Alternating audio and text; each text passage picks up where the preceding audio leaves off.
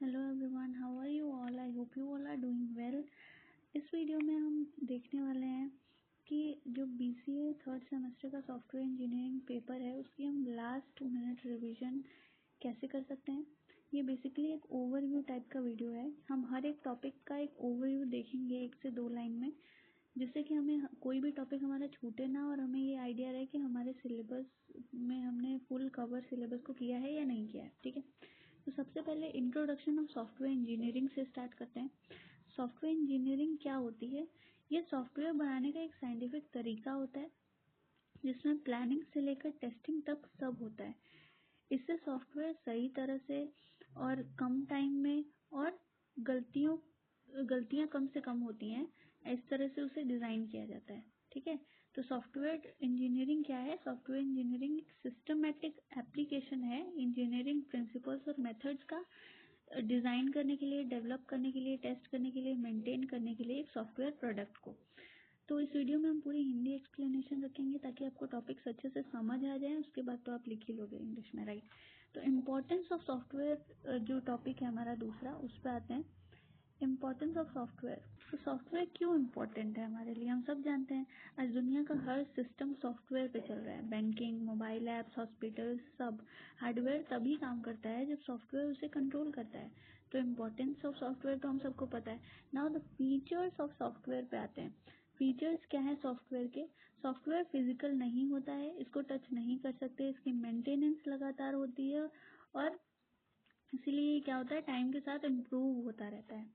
अगर हम सॉफ्टवेयर की कैरेक्टरिस्टिक्स या फीचर्स की बात करें तो कैरेक्टरिस्टिक्स क्या क्या होती हैं सॉफ्टवेयर की? Correctness, usability, reliability, efficiency, maintainability, portability, scalability, security, modularity, reusability और टेस्टेबिलिटी। ये सारी क्या है? सॉफ्टवेयर की कैरेक्टरिस्टिक्स हैं। अगेन हम सिर्फ ओवरव्यू देख रहे हैं कैरेक्टरिस्टिक्स का। आप इसे पूरे डिटेल में अगर आपने पढ़ा है तो अच्छी बात है, वरना आप फीचर्स ही याद कर लोगे। सॉफ्टवेयर डेवलपमेंट लाइफ साइकिल हमारा लास्ट टॉपिक है फर्स्ट यूनिट का। ये क्या होता है? तो एसडीएलसी एक स्टेप बाय स्टेप प्रोसेस है जिसमें रिक्वायरमेंट से लेकर मेंटेनेंस तक का काम होता है। ये इंश्योर करता है कि सॉफ्टवेयर टाइम पर और क्वालिटी के साथ डिलीवर हो। तो सॉफ्टवेयर डेवलपमेंट लाइफ साइकिल के कुछ फेजेस होते हैं, जैसे planning, analysis, designing, coding, testing, deployment, maintenance. और इस पूरे पेपर में हम उन्हीं फेजेस के बारे में पढ़ते रहते हैं। हर फेज के बारे में एक यूनिट है। तो एसडीएलसी के फेजेस के बारे में हम आगे पढ़ेंगे। अब कुछ मॉडल्स भी हैं, उनके बारे में भी हम सेकेंड यूनिट में पढ़ने वाले हैं। अब आते हैं हम अपने सेकेंड यूनिट पे है, जो कि है सॉफ्टवेयर रिक्वायरमेंट स्पेसिफिकेशन, यानी एसआरएस बनाने की जो प्रोसेस है। तो सॉफ्टवेयर प्रोसेस होता क्या है? सॉफ्टवेयर बनाने के स्टेप्स और रूल्स को सॉफ्टवेयर प्रोसेस कहते हैं। ये बताता है कि काम कब, कैसे और किस तरह होगा। तो ये क्या है? Software process. अब हम आते हैं अपने पहले मॉडल पे, जो कि है वाटरफॉल मॉडल। तो वाटरफॉल मॉडल को डेवलप किया था विंस्टन डब्ल्यू रॉयस ने इन 1970s। तो ये क्या है? एक ऐसा मॉडल है जो एक डायरेक्शन में फ्लो होता है, स्टेप बाय स्टेप नीचे की तरफ जाता है। सिंपल है पर बीच में चेंजेस मुश्किल हैं क्योंकि हम इसमें बैक नहीं जा पाते हैं। दूसरा है हमारे पास इंक्रीमेंटल मॉडल। सॉफ्टवेयर थोड़ा थोड़ा करके बनाया जाता है, हर वर्जन पे इम्प्रूवमेंट होती रहती है, कस्टमर के फीडबैक के साथ क्वालिटी भी बढ़ती रहती है हमारे सॉफ्टवेयर की। तो वो क्या है? इंक्रीमेंटल मॉडल है। नाउ प्रोटोटाइप मॉडल क्या होता है? जिसमें हम एक जो रिक्वायरमेंट्स लेते हैं यूजर से, उसका एक क्विक डिजाइन बनाते हैं, उस डिजाइन से एक प्रोटोटाइप बिल्ड करते हैं और उससे उस पे कस्टमर का इवोल्यूशन यानी फीडबैक लेते हैं। अब कस्टमर ने जो भी सजेशन दिया है उसका रिक्वायरमेंट्स को रिफाइन करते हैं उसके बेसिस पे और फिर से एक क्विक डिजाइन बनाते हैं। और ये प्रोसेस हम तब तक करते रहते हैं सर्कुलर लूप में जब तक कि जो यूजर है उसकी रिक्वायरमेंट फुलफिल ना हो जाए। उसके बाद हम डिजाइनिंग, इम्प्लीमेंटेशन, टेस्टिंग और मेंटेनेंस वाली प्रोसेस पे आते हैं। ठीक है, now next is spiral model. Spiral model क्या होता है? ये मॉडल रिस्क एनालिसिस पे बेस्ड है। मतलब स्पाइरल मॉडल में एक स्पाइरल की तरह वो घूमता रहता है और रिक्वायरमेंट्स हम लेते हैं, रिस्क एनालिसिस करते हैं, इम्प्लीमेंटेशन करते हैं, फिर एनालिसिस करते हैं और डिप्लॉय करते हैं। तो ये एक स्पाइरल की तरह हमेशा घूमता रहता है जब तक हम यूजर्स के जो नीड है उसको फुलफिल ना कर दें। और रिस्क एनालिसिस इसमें बहुत इंपॉर्टेंट है। और ये एक यूनिक फीचर भी है स्पाइरल मॉडल का कि इसमें रिस्क एनालिसिस होती है। लार्ज और रिस्की प्रोजेक्ट के लिए ये बेस्ट होता होता है। अब हम बात करते हैं role of management in software development, यानी सॉफ्टवेयर डेवलप करने की जो प्रोसेस होती है उसमें मैनेजमेंट का क्या रोल होता है। तो मैनेजमेंट का काम टीम, टाइम, रिसोर्स को कंट्रोल करने का होता है। वो इंश्योर करता है कि प्रोजेक्ट डिले या बजट से बाहर ना जाए। जैसे कि कुछ रोल्स हैं स्पेसिफिकली, जैसे planning, organising, monitoring, controlling, risk management and stakeholder communication, यानी रेगुलर अपडेट्स देते रहना क्लाइंट को और टीम से रेगुलर अपडेट्स लेते रहना। अब नेक्स्ट टॉपिक है role of matrices and measurement. Role of matrix and measurement मतलब इनका क्या रोल है। मैट्रिक्स सॉफ्टवेयर की कॉस्ट, साइज और क्वालिटी को मेजर करता है। ये डिसीजन मेकिंग और परफॉर्मेंस को इम्प्रूव करने में भी हेल्प करता है। ठीक है, कौन, role of matrix and measurement का यही रोल है। ठीक है, कॉमन मैट्रिक्सेस की अगर हम बात करें तो साइज मैट्रिक्सेस हैं, एफर्ट मैट्रिक्स है, क्वालिटी मैट्रिक्स है, परफॉर्मेंस मैट्रिक्स है।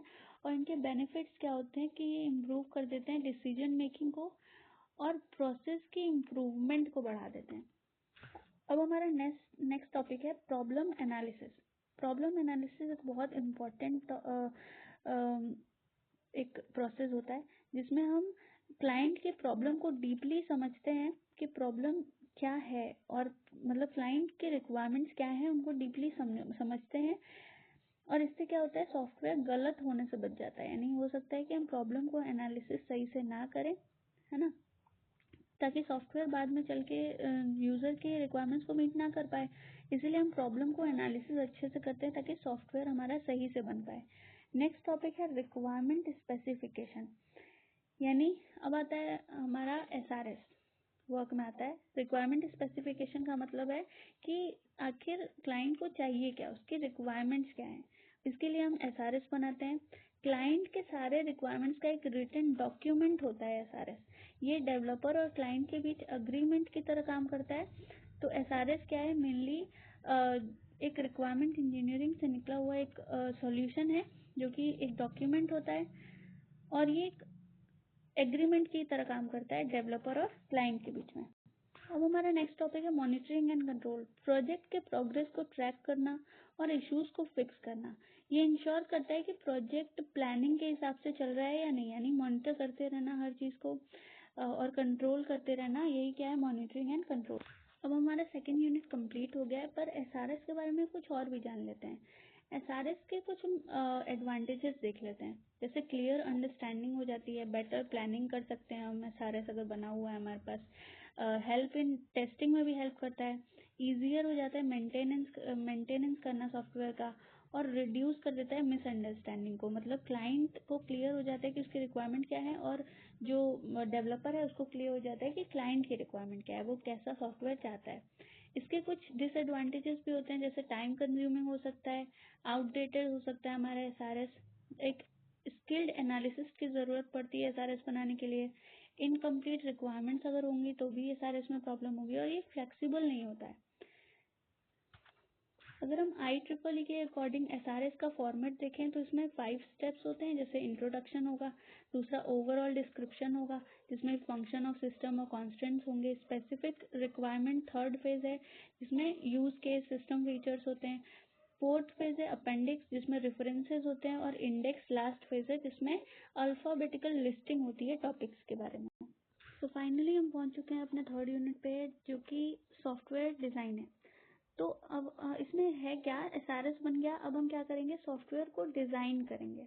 तो सॉफ्टवेयर डिज़ाइन करने के प्रोसेस में सबसे पहला जो टॉपिक है वो क्या है, डिज़ाइन प्रिंसिपल्स। डिज़ाइन प्रिंसिपल्स क्या होते हैं, कुछ रूल्स होते हैं सॉफ्टवेयर को डिज़ाइन करने के लिए जो कि डिज़ाइनिंग को सिंपल, फ्लेक्सिबल और मेंटेनेबल बना देते हैं। अच्छी डिज़ाइनिंग से बग्स और कॉस्ट दोनों कम हो जाते हैं। दूसरा जो टॉपिक है हमारे पास वो है प्रॉब्लम पार्टीशनिंग, यानी बड़ी प्रॉब्लम को छोटे छोटे पार्ट्स में डिवाइड कर देना। इससे डेवलपमेंट फास्ट और इजी हो जाता है। अब हमारे पास नेक्स्ट टॉपिक है अब्स्ट्रैक्शन। अब्स्ट्रैक्शन क्या होता है, फॉर एग्जांपल व्हाट्सएप में क्या होता है कि हमें इंटरफेस तो दिखता है व्हाट्सएप का, पर क्या हम उस कॉम्प्लेक्स कोडिंग के बारे में कुछ भी जानते हैं जो कि उस व्हाट्सएप के पीछे है ना, जो डेवलपर साइड पे है, हम नहीं जानते।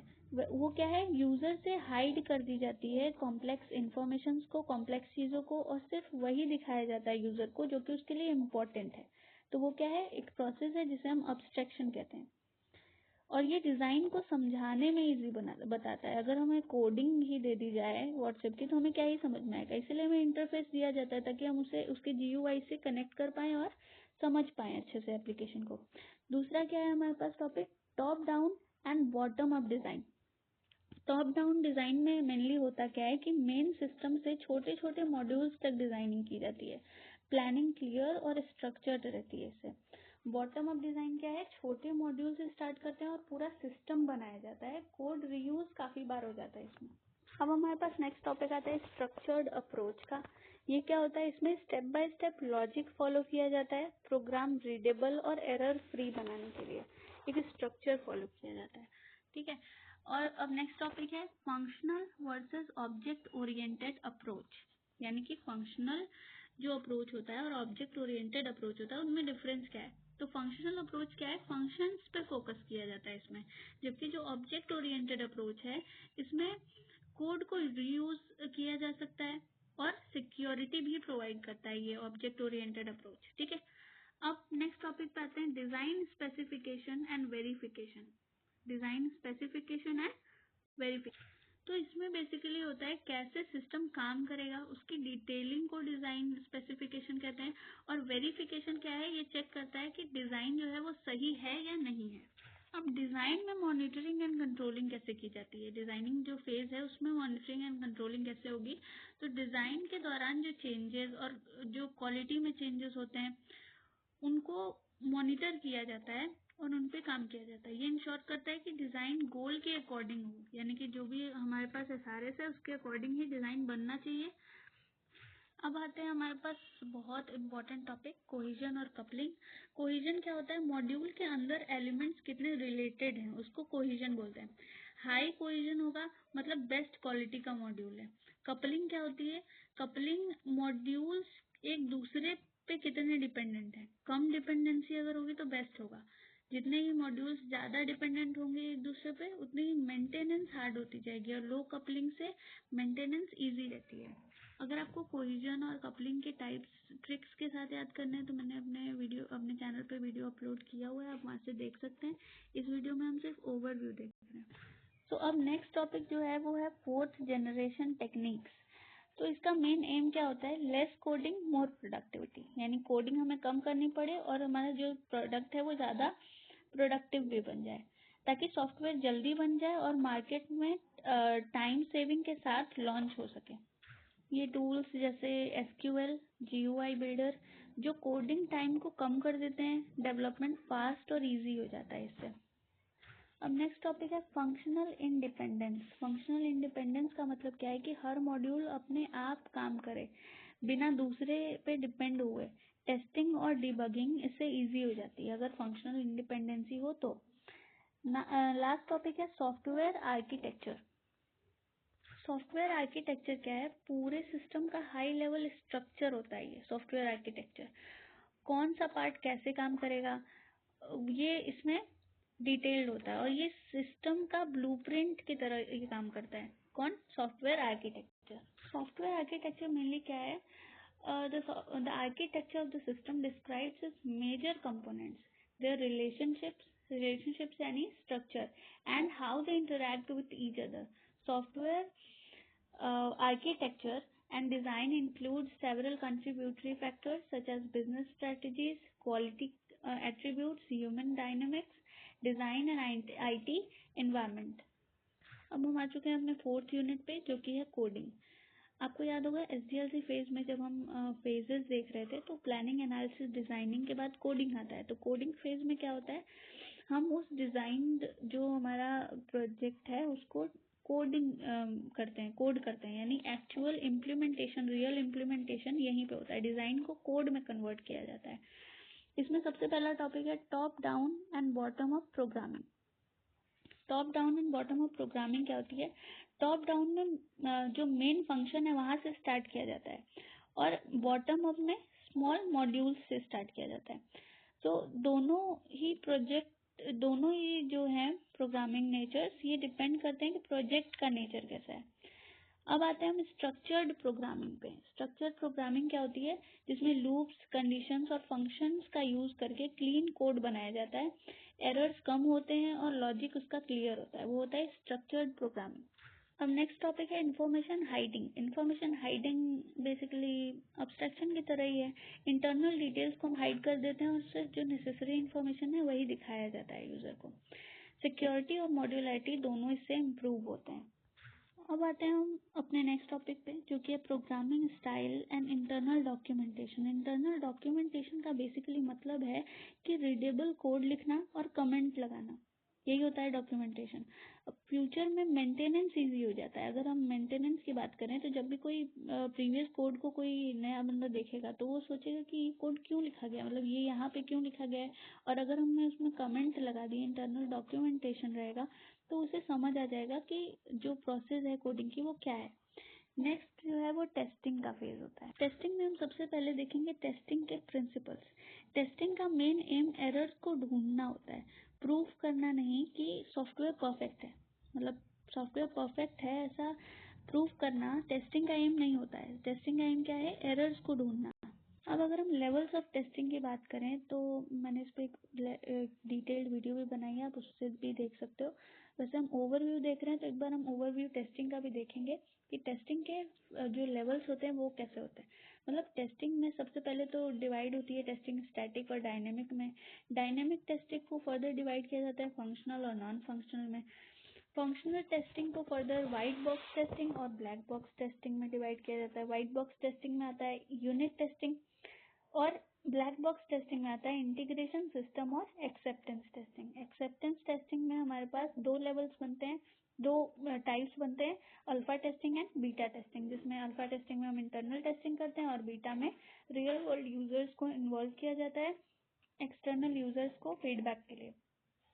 और नॉन फंक्शनल डायनेमिक का जो दूसरा टाइप है नॉन फंक्शनल टेस्टिंग, इसमें लोड एंड स्ट्रेस कैसे हैंडल कर रहा है हमारा जो प्रोजेक्ट है, मतलब वो वर्क को हैंडल कैसे कर रहा है, कितने अच्छे से कर पा रहा है, वो नॉन फंक्शनल टेस्टिंग में आ जाता है। अब नेक्स्ट टॉपिक है फंक्शनल टेस्टिंग। फंक्शनल टेस्टिंग मतलब कि जो सॉफ्टवेयर है उसके फंक्शंस क्या है, मतलब वो कैसे काम करेगा, जैसे व्हाइट बॉक्स टेस्टिंग और ब्लैक बॉक्स टेस्टिंग।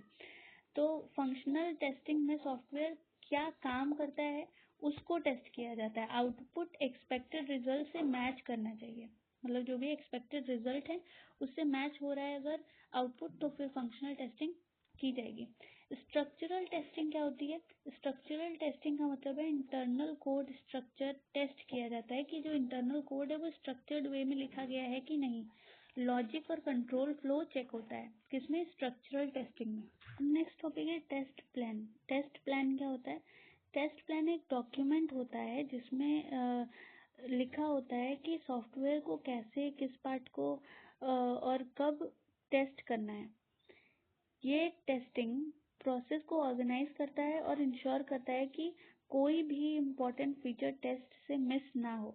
तो टेस्ट करने से पहले जो प्लानिंग होती है उसे ही हम बोल सकते हैं टेस्ट प्लान। अब नेक्स्ट टॉपिक है test case specification. Test case specification क्या है? टेस्ट इनपुट्स, प्रोसेसेस और एक्सपेक्टेड आउटपुट्स का डॉक्यूमेंट होता है। ये टेस्टिंग और को रिपीटेबल बनाता है, मतलब टेस्ट केसेस बना देते हैं। जैसे हम यूज केसेस हमने पढ़े थे पिछले सेमेस्टर में, वैसे ही टेस्ट केसेस बना दिए जाते हैं जिसमें अलग अलग तरह से हम टेस्टिंग परफॉर्म करते हैं। नेक्स्ट टॉपिक है रिलायबिलिटी टेस्टिंग, यानी सिस्टम कितना रिलायबल है। रिलायबिलिटी असेसमेंट, ठीक है, यानी कि सिस्टम कितना रिलायबल है, सॉफ्टवेयर कितने टाइम तक बिना फेल हुए चलेगा, ये चेक करने का जो प्रोसेस होता है उसको बोलते हैं रिलायबिलिटी असेसमेंट। अब दो सबसे इम्पोर्टेंट वर्ड्स हैं आई थिंक सॉफ्टवेयर इंजीनियरिंग के, वेरिफिकेशन एंड वैलिडेशन। तो वेरिफिकेशन क्या है? एक लाइन में हम इसको बोल सकते हैं कि क्या हम सही तरीके से सॉफ्टवेयर बना रहे हैं। और वैलिडेशन क्या है? क्या हम वही सॉफ्टवेयर बना रहे हैं जो क्लाइंट को चाहिए, यानी उसके रिक्वायरमेंट को मीट कर रहा है ये सॉफ्टवेयर। अब आती है हमारे पास यूनिट टेस्टिंग। यूनिट टेस्टिंग क्या है? एक एक मॉड्यूल की टेस्टिंग करना। एक मॉड्यूल उठाओ और उसकी सिंगल मॉड्यूल की टेस्टिंग करो। इससे एरर्स जो होते हैं वो जल्दी फाइंड आउट हो जाते हैं। ना इंटीग्रेशन टेस्टिंग क्या होती है? इंटीग्रेशन टेस्टिंग का मतलब है हर एक मॉड्यूल को कंबाइन कर करके उसकी टेस्टिंग करना। मतलब पहले हमने एक यूनिट की टेस्टिंग की, अब 2 यूनिट्स को मिलाना और उनकी टेस्टिंग करना। इंटीग्रेट करने का मतलब क्या होता है? कंबाइन करना। तो यूनिट्स को मिला मिला के कंबाइन कर करके जब हम टेस्ट करते हैं तो उसको बोलते हैं इंटीग्रेशन टेस्टिंग। ये कंपैटिबिलिटी टेस्ट करता है कि ये जो 2 मॉड्यूल्स हैं ये कंपैटिबल हैं या नहीं, है ना। Now alpha and beta testing क्या होती है? अल्फा एंड बीटा टेस्टिंग का मतलब है, अल्फा टेस्टिंग तो इंटरनल टेस्टिंग हो जाती है, यानी कि हम जो कंपनी के एम्प्लॉयज होते हैं उनके थ्रू ही अल्फा टेस्टिंग की जाती है। लेकिन बीटा टेस्टिंग में हम एक्सटर्नल यूजर्स को इन्वॉल्व करते हैं, रियल इन्वायरमेंट होता है, उसमें हमें फीडबैक मिलता है यूजर्स से। Now the next topic is system testing and debugging. पूरे सिस्टम को टेस्ट किया जाता है, बग्स फिक्स किए जाते हैं और फाइनल लॉन्च से पहले एक बहुत ही ज़रूरी प्रोसेस जिसे समझा जाता है, जिसे हम बोलते हैं सिस्टम टेस्टिंग एंड डीबगिंग। अब हम आ चुके हैं अपने लास्ट टॉपिक पे, लास्ट यूनिट पे, जो कि है सॉफ्टवेयर प्रोजेक्ट मैनेजमेंट। तो इसमें सबसे पहला जो टॉपिक है वो है the management spectrum, the people, the product, the process and the project. मतलब क्या है कि प्रोजेक्ट में जो लोग, प्रोडक्ट, प्रोसेस और प्रोजेक्ट की प्लानिंग सब कुछ इंक्लूडेड होती है मैनेजमेंट स्पेक्ट्रम में। ये डेवलपमेंट को कंट्रोल करता है कि जो प्रोजेक्ट बन रहा है, जो सॉफ्टवेयर बन रहा है वो कैसे बन रहा है, उसमें कौन से लोग हैं, कितना प्रोडक्ट है, कितना क्या प्रोसेस है, प्रोजेक्ट की प्लानिंग कैसे है, ये सब कुछ मैनेजमेंट स्पेक्ट्रम में इंक्लूडेड होता है। एक और इम्पोर्टेंट टॉपिक है कॉस्ट एस्टिमेशन। प्रोजेक्ट बनाने में कितना पैसा लगेगा पहले ही ये गैस किया जाता है और बजट मेंटेन करना इससे इजी हो जाता है कॉस्ट एस्टिमेशन से। अब कॉस्ट एंड टाइम एस्टिमेशन के लिए हमारे पास कई मॉडल्स हैं, जैसे कि post estimation model, base estimation, decomposition based model और एम्पिरिकल मॉडल। तो सबसे पहले हम बात करेंगे पोस्ट और डिलेड एस्टिमेशन मॉडल के बारे में।